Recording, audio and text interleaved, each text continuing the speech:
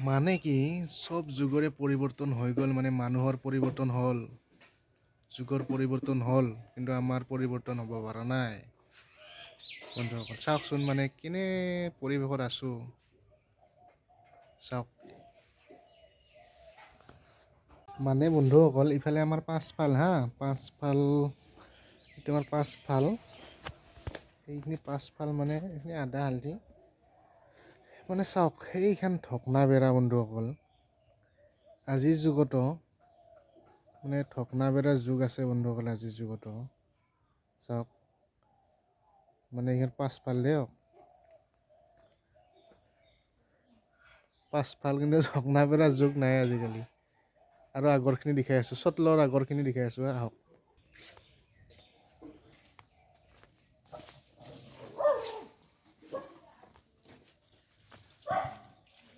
এইখিনি চোতল, এই চাওকচোন ঢকনা বেৰা, মানে